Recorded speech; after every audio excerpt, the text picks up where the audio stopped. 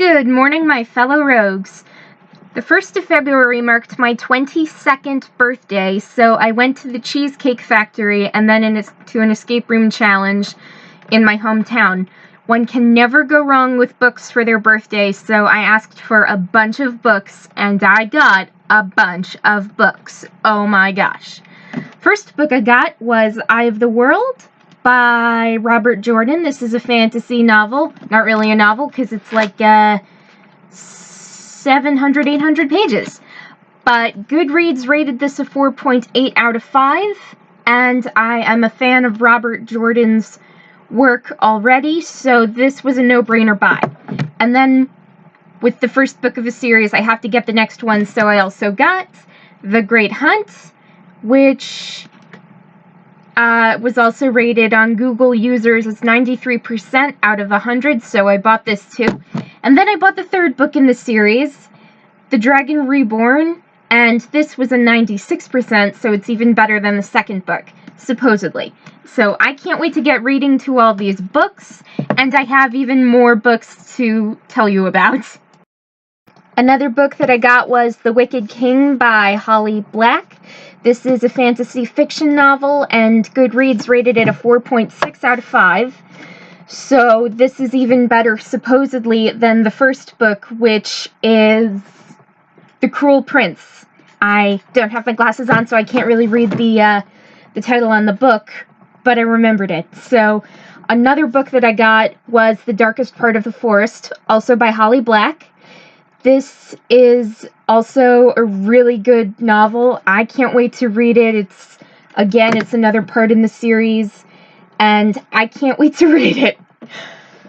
Also, I got Plagueland Reborn by Alex Scarrow. This is a science fiction novel, and it's about this virus that hits England, and thousands of people are dead, and there's this fragile hope that the freezing snow and ice of the English climate wiped out the virus for good, but that doesn't really seem to be the entire case.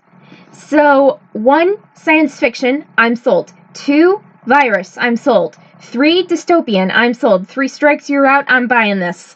There's literally no possible way I will not be reading this.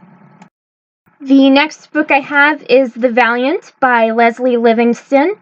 This is a young adult fiction fantasy novel about this girl named Fallon, and she's a daughter of a Celtic king, and she's the sister of the legendary warrior Sorsha, or Scorsha, I don't know how to pronounce the name, but that's the same name as Sorsha, Scorsha, whatever in the Throne of Glass series by Sarah J. Maas. So I was also drawn to that. And then, I know you're not supposed to judge a book by the cover, but there's a warrior princess on the cover, so I had to buy the book about the warrior princess. That's my logic anyway. And then the next book that I have is The White Stag by Cara Barbieri, and this is a young adult fiction novel. It deals with a lot of inner problems and issues, and then there's magic and everything in it. So I was sold with magic. I was sold with inner problems because I understand problems of my own, and I was just like, yep, I have to buy this. So this was also another no-brainer buy when I got this for my birthday.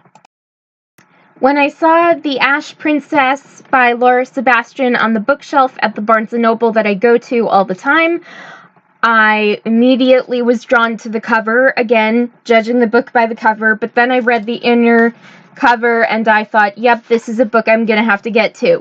So there's that. And then one of the other books that I got for my birthday was The Young Elites by Marie Lu. This is a young adult fiction, paranormal fiction novel, and it is rated by Common Sense Media as a 4 out of 5. Also, the series is really highly thought of and recommended, so I thought, hey, why not jump on the bandwagon and read this fantastic book? So I see no problem with that. Do you? Tell me.